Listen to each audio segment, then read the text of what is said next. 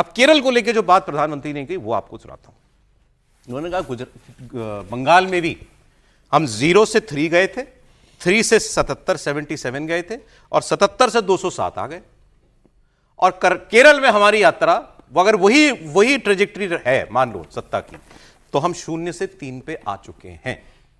अब हमको अगले नंबर पर जाना है जहां हम मुख्य विपक्षी दल बने और हो सकता है उससे पहले ही हम सत्ता में भी आ जाएं। सुन लेते हैं।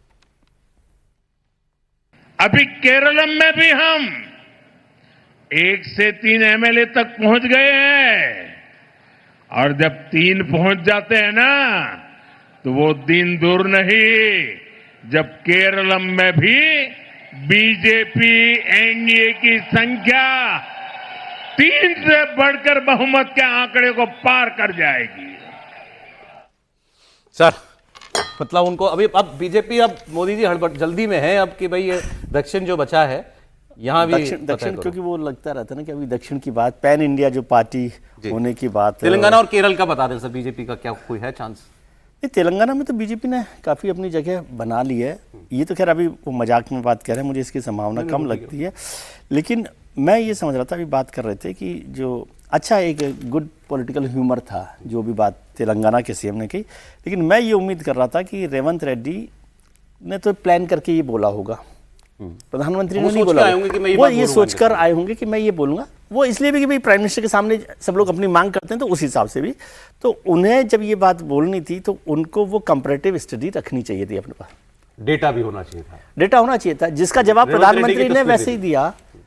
समझे, मतलब प्रधानमंत्री के सामने तो प्रधानमंत्री को तो नहीं पता था कि रेवंत रेड्डी ये बोलने वाले हैं। बिल्कुल रेवंत रेड्डी को तो मुझे पक्का है कि उनको पता था कि उनको क्या बोलना है।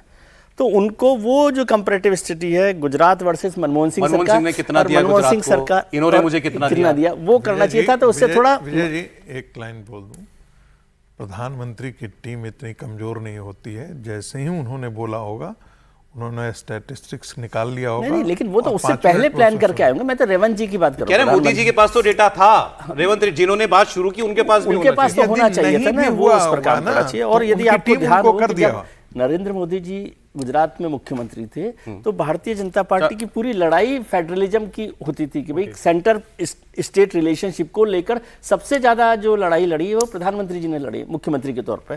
तो वो ज्यादा जानते हैं उस सारे रिलेशन। अरे बताइए, आप इस बात को मानते हैं क्या, ये जो हमारे डबल इंजन का नारा इतना चलता है, क्या ये केंद्र की सरकार, मोदी सरकार, बीजेपी रूल स्टेट्स और ऑपोजिशन रूल स्टेट्स में कोई अंतर करती है? काफ़ी हद तक होता है, ऐसा सभी सरकारों में होता है। लेकिन मैं तो वैसे भी जो डबल इंजन सरकार का जो स्लोगन है ना, उसे ही एंटी डेमोक्रेटिक मानता हूँ। क्योंकि डबल इंजन की सरकार ही आपको ये कह रही है कि भाई आप मेरी पार्टी की सरकार होगी तभी ये काम होगा, ये इंटेंशन में उसमें इन्वॉल्व है। इसका मतलब इसका फैक्ट्स की बात नहीं है। ऐसे मत जाने दीजिए, ऐसे मत जाने दीजिए। तो नेहरू के समय एंटी डेमोक्रेसी था इंडिया में, एक छत्र जब राज था, वन पार्टी डोमिनेंस सिस्टम था, तो सब एंटी डेमोक्रेटिक। मैं तो डबल इंजन स्लोगन की बात कर रहा हूँ। डबल इंजन स्लोगन अपने आप में इंटेंडेड है कि वो आपको हमसे जुड़ोगे तो फायदे में रहोगे। नहीं, हम उसका दूसरा परिप्रेक्ष्य भी आप देख लीजिए कि तुम कन्फ्रंटेशन में हमसे जो हमेशा रहते हो वो तुम्हारी इकोनॉमी को डैमेज कर रहा है। ममता बनर्जी ने क्या किया, कन्फ्रंटेशनिस्ट अप्रोच रखा। ठीक है, तेलंगाना में क्या किया, कन्फ्रंटेशनिस्ट अप्रोच रखा। ओके सर, एक बार एक कमेंट आ जाए, मैं इसको फिर बस इसको संदर्भ के लिए समझा दूं। जब बहुजन समाज पार्टी के 6 के 6 विधायक यानी पूरी की पूरी पार्टी उदरस्त कर लिया था कांग्रेस ने, तो सचिन पायलट ने कहा कि भाई हमारे साथ आ जाएंगे तो उनकी विधानसभा में काम होगा। तो वो अपनी जनता के लिए, लोकतंत्र की बेहतरी के लिए आए हैं। समझने के लिए विजय जी ने कहा एंटी डेमोक्रेटिक है, सचिन पायलट ने कहा मेरा सोच है। नहीं, मैं वही कह रहा हूं। और मूल बात क्या है, जो सरयू कैनाल प्रोजेक्ट, मैं कह रहा हूं इसको लोग खोज के जरा पढ़ लीजिएगा। अखिलेश यादव की सरकार रही, उस परियोजना पर नहीं बढ़ पाए। मायावती जी की सरकार रही तो नहीं बढ़ पाए, तब तो मोदी जी नहीं थे।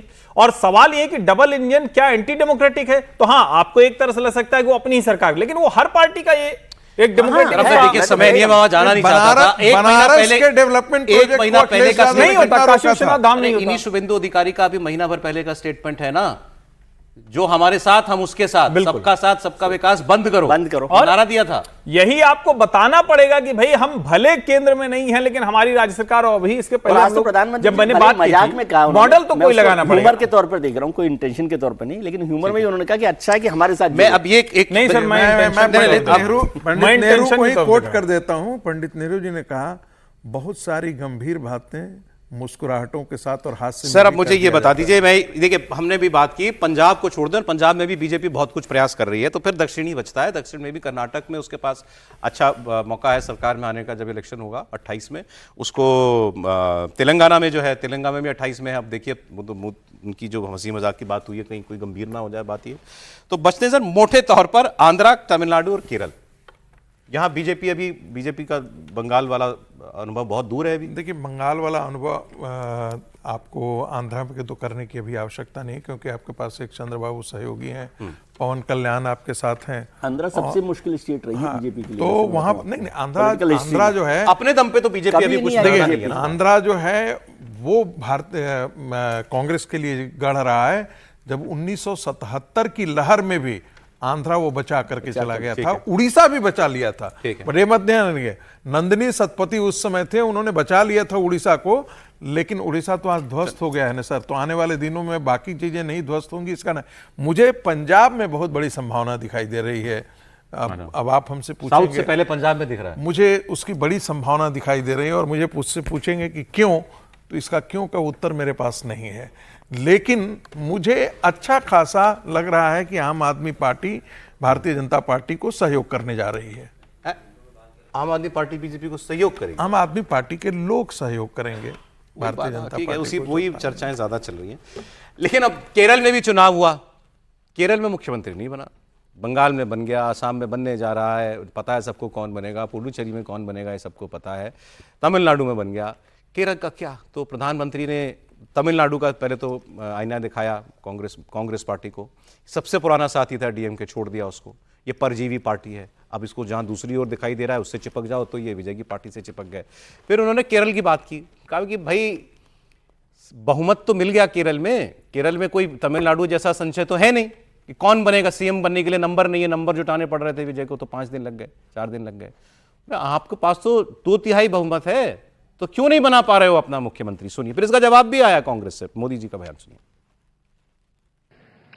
तमिलनाडु में प्रक्रिया चल रही थी और इनकी इकोसिस्टम दिल्ली में बैठे बैठे देश को गुमराह करते थे कि देखो 4 तारीख को नतीजे आ गए, 5 हो गई, 6 हो गई, 7 हो गई, 8 हो गई, तमिलनाडु में सरकार नहीं बन रही है। अरे भाई, केरल में तो पूर्ण बहुमत है, वहां तो बना लो। ये इकोसिस्टम केरल के लिए चुप है, नेता नहीं तर्क पा रहे। 2.5 साल की फॉर्मूला करे कि 1-1 साल के 5 मुख्यमंत्री की फॉर्मूला करे, अभी तक उनको नतीजा हाथ नहीं लग रहा है।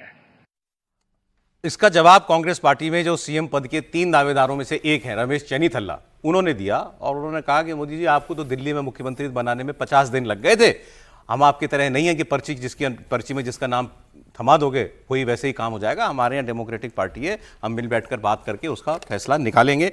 वो क्योंकि लेकिन खुद दावेदार हैं तो उनका ये कहना बनता ही था। लेकिन मोटे तौर पर खबर केरला की ये है, राहुल गांधी केसी वेणुगोपाल को मुख्यमंत्री बनाना चाहते हैं। ऑब्जर्वर भी जो लौटे हैं केरल से, वो यही बात लेके लौटे हैं कि विधायक इनके साथ हैं।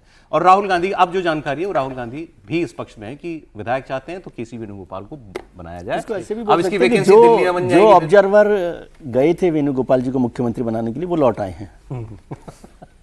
केसी वेणुगोपाल को मुख्यमंत्री बनाने के लिए गए थे, इसीलिए गए थे ना। अब दिख रहा है ना आपको भी, यही सचिव हैं तो गए, मोटा मोटा दिख यही रहा है ना। इसमें पेच एक ही है कि वहां जो सहयोगी हैं मुस्लिम लीग, IUML और एक और जो है, तो वो चाहते हैं कि सतीश नहीं, लेकिन एक मतलब इस पे सचमुच गंभीरता से सवाल होना चाहिए। अभी पूरा वो जिसको कहते हैं कांग्रेस के नेता, दूसरे लोग, कांग्रेस का IT सेल कह रहा है कि देखिए ऐसे होता है, तमिलनाडु ने वो जो हिंदू सांप्रदायिकता थी उसको खारिज कर दिया, जोसेफ बन गए, सब कुछ हो गया, ईसाई को चुन लिया। बहुत लोग कह रहे हैं भाई एक मुस्लिम मुख्यमंत्री क्यों नहीं कांग्रेस दे रही तमिलनाडु, केरल में? वहां तो उसको मुसलमानों को पूरा वोट मिला, क्यों नहीं एक वो, ये क्यों ये फ्रॉड सेकुलरिज्म कर रही? क्यों वो केसी वेणुगोपाल या सतीशान या चनिथला इनके चक्कर में पड़ी है? क्या एक मुसलमान विधायक उसके पास योग्य नहीं है जिसको मुख्यमंत्री, और मुसलमानों को यह सोचना चाहिए? ये भी तो बड़ा सवाल है ना, क्योंकि तब आप तब तक ही सारा मॉडल बताते हैं जब तक दूसरे के माथे आए।